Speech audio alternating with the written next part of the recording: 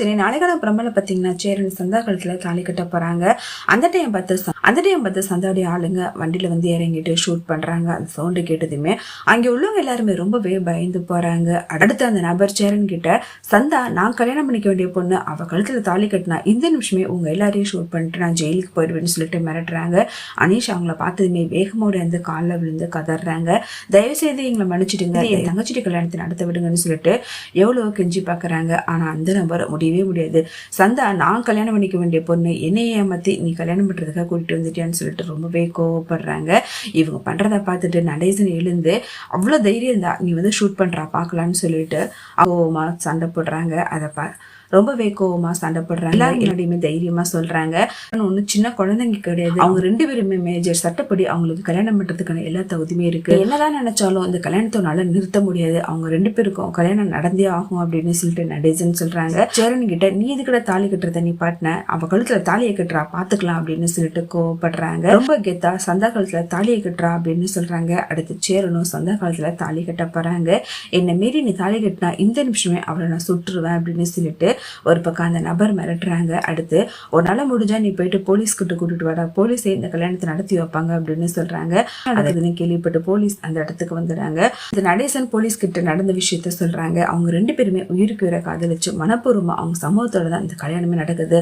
ஆனா இந்த நபரும் இந்த பொண்ணோட விருப்பமே இல்லாம அவளை கல்யாணம் பண்ணிக்கணும்னு சொல்லிட்டு இந்த கல்யாணத்தை வந்து நிறுத்த முயற்சி பண்றாங்க. சார் நீங்களே என்னன்னு கேளுங்க அப்படின்னு சொல்றாங்க.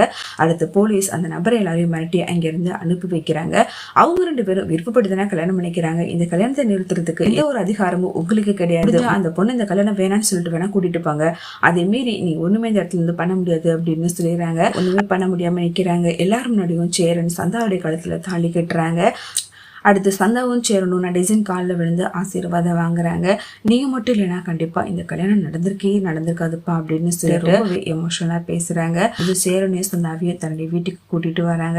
ஒரு பக்கம் வானதி நிலா போட்டிருக்கிற வலையில பார்த்துட்டு, நிலா இந்த வலையில உங்களுக்கு பாண்டி கொடுத்தது தானே, வலையில பாண்டி கிட்ட கொடுத்துருக்காங்க, பாண்டி பாருங்க என்கிட்ட கூட ஒரு வார்த்தை கூட கேட்காம சந்தா கிட்டையும் எடுத்து கொடுத்துட்டு, இந்த பாண்டி எப்பவுமே இப்படிதாங்க அப்படின்னு சொல்லி பேசுறாங்க.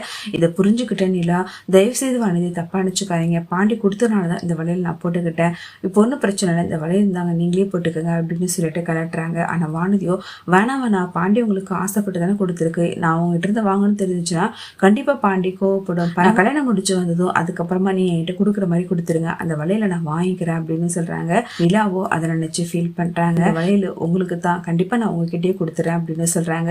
வானதியோ அதை கேட்டு சந்தோஷப்படுறாங்க. தயவு செய்துங்க, நான் உங்ககிட்ட கேட்டதாக பாண்டி கிட்ட மட்டும் சொல்லிட்டு பாண்டிக்கு தெரிஞ்சுன்னா கண்டிப்பா என்கிட்ட கோவப்படும் அப்படின்னு சொல்றாங்க. நிலாவிட்ட நான் சொல்ல மாட்டேன்னு சொல்லிடுறாங்க. ஒரு பக்கம் வானதி நமக்கு வழியில் வரப்போகுதுன்னு நினைச்சு மனசுக்குள்ள சந்தோஷப்படுறாங்க.